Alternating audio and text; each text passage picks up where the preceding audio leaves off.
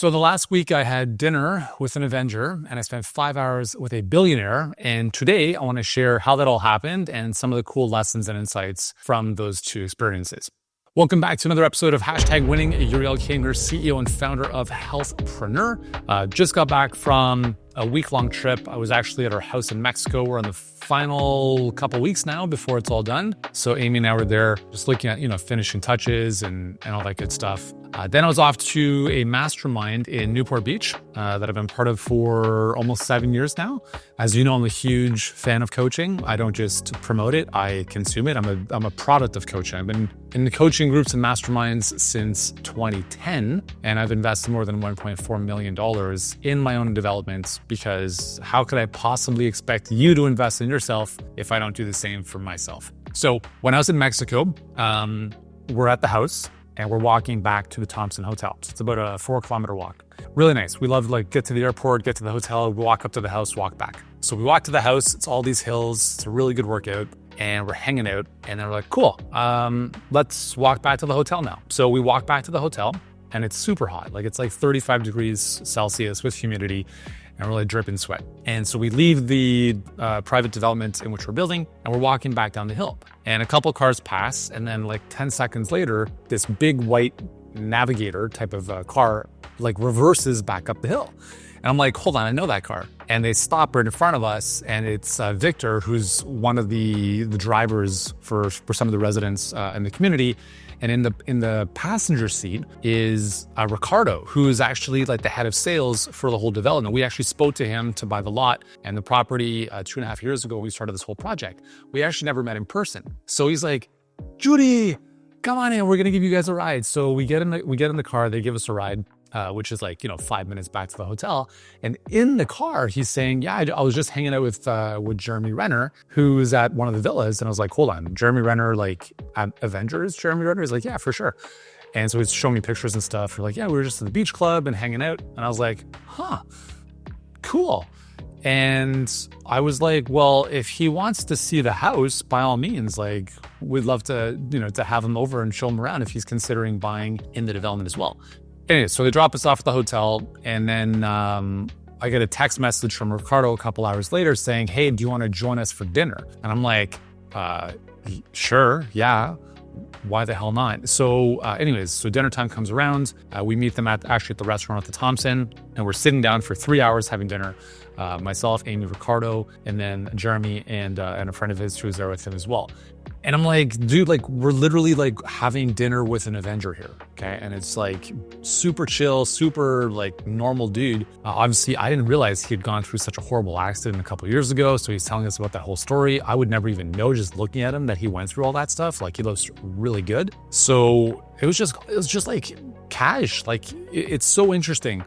Because what I've realized over the years is, having met a number of very, let's say, famous celebrity-like people, is the closer you get to them, the more normal they feel, the more normal they seem. I mean, I've met Celine Dion backstage.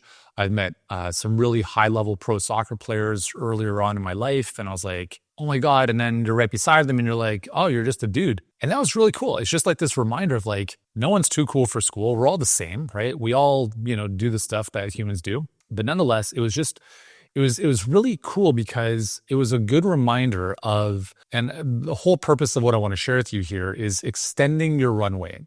Okay, this is an idea I've been sharing a lot over the past couple of weeks, is extending your runway, whereby if you look at the ROI in any given investment, you never really know what the ROI is, and the ROI is only determined by the time frame.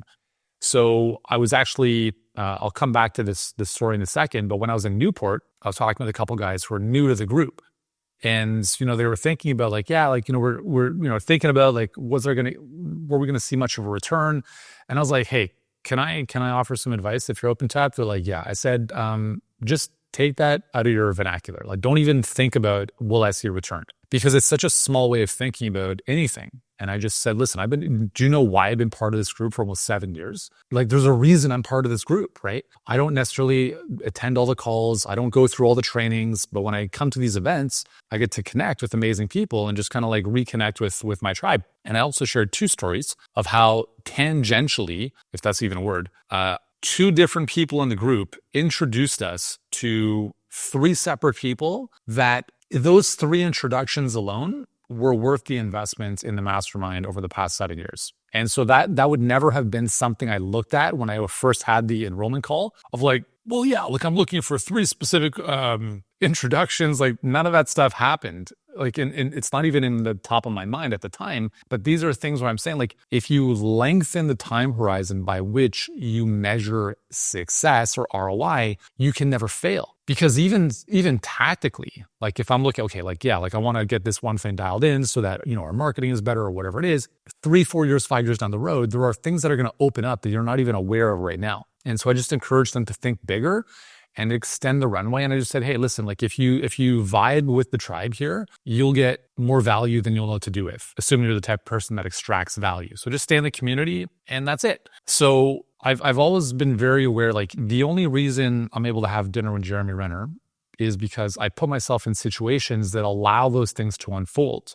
I don't know if it was Oprah or someone talked about luck, right? Luck is where opportunity and hard work meet. And I think that's an example of that, where, buying that house or the property and building the house in Mexico was a very big, quote unquote, risk in a lot of people's eyes. But for Amy and I, we're like, fuck no. Like we've been down there for so many times. We know the area. It's amazing. And it was a private development. It was incredible. And we just knew in our heart of hearts that it was the right decision to make. Now, with that, it's obviously it's an interesting development because it's not just like some shacks on the beach. Like these are some like serious people building properties down there. And not a lot of people know about it, which is amazing. So the cool thing is that because we're in that environment, we're now going to be exposed to other people, like for instance, Jeremy Renner or whoever else of that kind of stature who will likely want to build there because of the privacy and the tranquility that it offers, right? It's not like Cabo where it's like a friggin', Vegas part 2 for people from LA, like people who want to kind of like escape the grind and the nonsense. This is a great area for them. So we had dinner with Jeremy, and the next day I told Ricardo, I'm like, hey, listen, like if you want Jeremy to, like, obviously he's looking at some different properties, like he's looking to get a lot there. So I'm like, hey, bring him by the house and we'll show him around. So the next day we connect later in the afternoon. They come pick us up at the hotel, and we go to look at another property that was built by the same architects that we used. Really cool property. And we're like walking around like, oh my God. So we started there, but we finished at our house. And so it was cool because when we got to our house, they actually surprised us with a housewarming gift. The housewarming gift was 2 towels and some toilet paper. And that was pretty nice because we had no furniture or anything at the time. So it's just, we're kind of starting to put this stuff in. And they brought us some sparkling water because we don't really drink wine, but they brought a bottle of wine for themselves. And we all had a nice little toast and celebration as the sun is setting over the Pacific. It was really a really nice moment. So it was really cool to say like, hey, our first house guests, like Jeremy Renner, pretty cool, right? I'm not saying like, being a celebrity is the coolest thing on the planet, but it's just interesting to connect with people like that. So we had a really nice time. They were blown away by our property, and it was really cool. And while we were there, I pointed across, like in the development, there's a house that we initially saw. There was actually a YouTube video. Big popular YouTuber, Enes Yilmazer, shout out to him. He actually was the one who brought to awareness the fact that this was even happening in this part of Mexico. So the house that he had toured, so he does very high level house tours across the world, $100 million houses, crazy yachts, all this kind of stuff. And he had shot this video, and we're like, oh my God, this is happening in our favorite place in the world, and we didn't know about this. So we literally contacted the developer. This is back during COVID, and we connected with Ricardo, and that's how this all happened. So I sent NS a message back in the day just thanking him for the video, because I'm like, hey, because of you, we now bought this plot of land, and we're looking to build our dream house. And so I sent him a message a couple weeks ago just to follow up, like, hey, here's the update on the house. By the way, how's everything going, right? And so anyways, he's also looking to build in our neighborhood as well.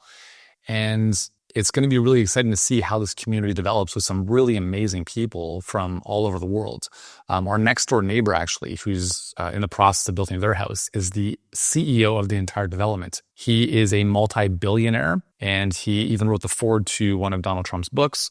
He's a huge real estate investor out of Miami. I think he's Argentinian by origin, but that's our next door neighbor, right? On the one side. The other side, I'm not too sure yet. So anyways, I share this because I want to kind of take it back for a second. I would say, what, about 8 years ago? When we started having kids, we moved out of the city. We didn't have the money to buy a house in Toronto. At the time, it was too expensive. Or we didn't have enough money. So we moved out of the city into a small town, 9,000 people. We lived there for 5 years, started our family. It was really nice. But small town Canada is small town Canada. And one day I woke up and I walked outside and I saw our next door neighbor who was sitting on his lawn chair, on his porch, pickup truck on the lawn, hitched up. You get the scene? Wife beater, tank top, beer belly hanging out, cracking a beer. And I look across and I'm like, fuck this. Hi, we're moving. This is not my vibe. So I'm sharing this with you because that's how things started. Even before that, when my wife and I actually first moved in together, we had a tiny third floor apartment in a house, and the walls were so thin that we could actually hear our next door neighbors having sex while we were having dinner in the kitchen, like literally like hitting up against the wall. So I share this with the context of where it started to where it is now. And also in 10, 15, 20, 30 years from now, things are only going to get better because that's just the way I live my life, right? It only gets better. And I hope it does for you as well. So all of this comes about by continually putting myself, and you can put yourself continually in environments that set you up for better and bigger things. And it's not necessarily about hanging out with celebrities and all that kind of stuff. But there is a difference. There is a difference in quality of life when you think bigger, when you play bigger, when you invest in yourself, when you take risks that are calculated, not just ridiculous, and amazing things happen. So that was that story. Go to Newport Beach for the Mastermind. So I flew up from Mexico to LA. I was in the Mastermind for a couple of days, and then flying back to Toronto, another really cool thing happened. So we're on the plane. The plane's full. There's one seat beside me that's open in business class. Now, let me backtrack 12 years. 12 years ago, I was flying back from yet again, another event, another mastermind I was a part of. Flying back from New York, 1 hour flight with my wife and our little guy, Oscar, at the time. He's 1.5. So plane is full, okay? One seat beside me right at the window. I'm like, cool. I'm just going to put Oscar down there and he can sit there. No. Someone comes on last second and this guy gets that seat. The guy's drunk, stoned, or something, passes out right away. So meanwhile, during the 1 hour flight, which felt like the longest flight of my life, we're passing Oscar back and forth. He's screaming and crying the whole bit, as 1.5-year-olds do. But as we come into land into Toronto, this guy who's beside me wakes up out of his coma, stands up, and takes a piss on the seat right in front of him. And I'm just so shocked. I don't even know how to process the situation. There's backslash coming on my leg. I'm trying to move over. I'm like, what is happening here? So context, okay? That's how it started. A couple days ago, flying back from LA, one extra seat beside me. That event was a good reminder for me from the universe to be like, dude, don't ever fly in the back of the plane ever again. At least that's the meaning I gave to it. Again, it's not that if you fly business or private, you're cooler. It's just, I'm like, this is not the standard of my life. So a couple days ago, I'm flying back from LA, open seat right beside me in business class. Last person to come on the flight sits right there. First thing he says to me as he's kind of getting settled in, he's like, I normally take my Gulfstream, but I'm speaking at an environmental conference in Toronto and I didn't want the whole political nonsense around that. And I'm like, this is going to make for a very interesting conversation. So for the next 5 hours, we're talking the whole time, like nonstop. Like I've actually never been on a flight where I've spoken the entire time with someone right beside me. So anyways, this guy does not stand up and piss on the seat in front of him. He is not stoned. He is not drunk. He is not passed out. He is a billionaire who owns 2 professional sports teams, one in the NHL. And he's showing me text messages of people he knows in the White House, celebrities. Like I'm like, what is happening here? And I'm just thinking to myself, this is just so cool how at this stage of my life, these are the things that are presenting themselves to me, compared to 10, 15 years ago where things were a little bit different. And again, it's not that sitting beside a billionaire matters, right? But it kind of does. Because for me, it's a reflection of the standard that I hold for my life. And that's just how things are now, right? My neighbor's a billionaire. I'm sitting beside a billionaire. The universe keeps presenting these types of people and situations into my life. Now, again, I'm sharing this with you not to brag or gloat. I'm not like, none of this stuff is trying to impress you.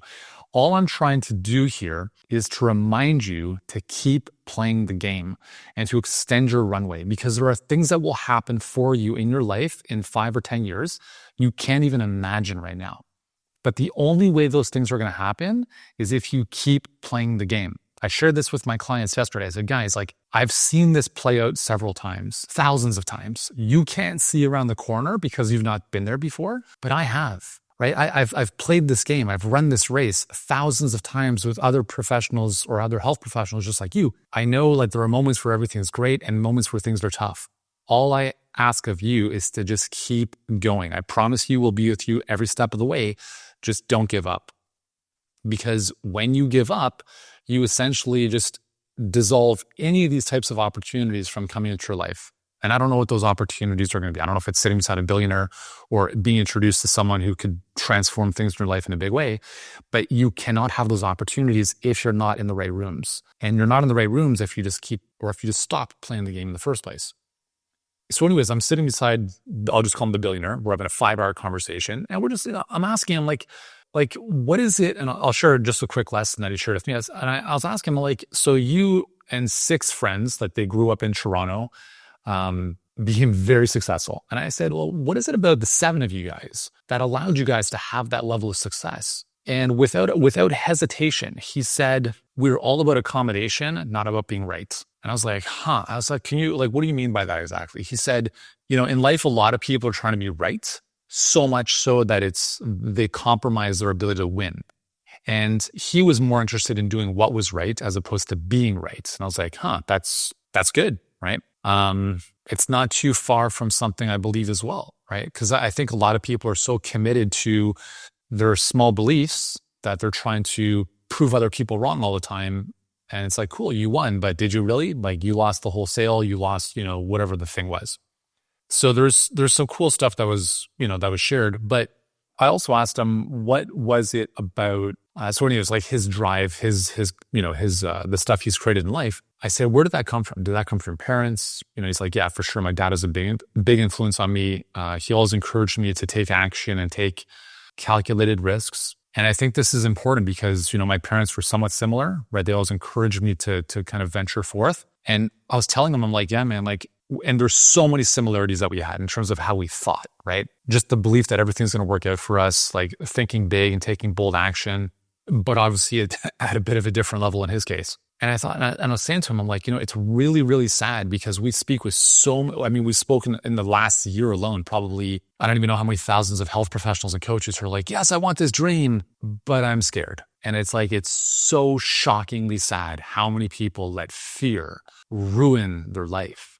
And if you're one of those people, I hope this is a bit of a wake-up call for you because you will never achieve anything living in fear, straight up. Nothing you want to have happen in life is going to come to you by living in fear.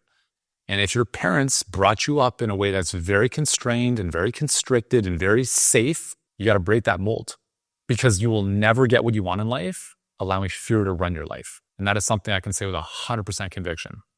I'll share one last story with you about putting yourself in the right environments and how you will never lose by investing in yourself. And hopefully the whole concept, like I had some fucking idiot ask me in the DMs on Instagram the other week. Some dude who has no business, no revenue, no track record. He's like, how can you guarantee me that I'm going to see a return on my investment in the next 6 months? I'm like, I don't know. How are you going to guarantee that you're going to see this type of return in the next 6 months? I'm like, are you fucking kidding me? You have nothing. You have no track record. You have no experience. You expect me to guarantee you anything? I have the track record. You have no track record. I should be interviewing you about why I should consider having you even on as a client because my reputation is on the line if I bring some floozy flake into our program.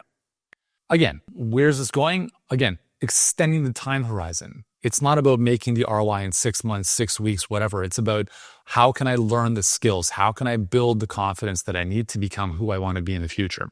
10 years ago, I was part of a mastermind, the same mastermind that I came from New York, flying back from. I was at one of their events in Phoenix. At that event, I met someone in the room who I had known loosely online, and then we connected in person. I was like, oh man, we should do some stuff together. You guys have a similar audience. We could cross promote.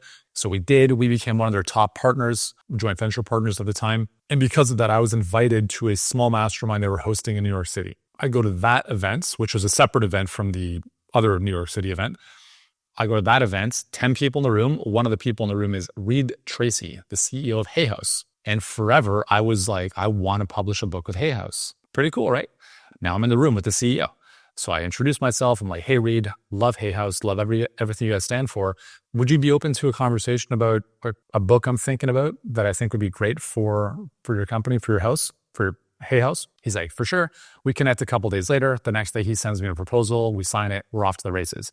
1 year later, or 18 months later, that book becomes a #2 New York Times bestselling book. From that book, I get a very, very, very high, almost 7-figure book deal for my next 2 books. And then on and on and on, right? Dr. Oz, the Dodgers, the whole media circus, all that stuff. And again, the only reason that happened is because I had made an investment in myself to be in the right room with the right people, not knowing who was going to be there. I just knew all this good stuff would happen. I don't even know what was going to happen. I just knew good stuff would happen. And I put myself in the room. So the take-home message from this, hopefully, that you're getting is that the only thing you have control over is pushing the first domino down. And that first domino is you stepping through the limiting beliefs, the bullshit, and the fear that are holding you back. When am I going to make my money back? What's the ROI? Fucking who cares?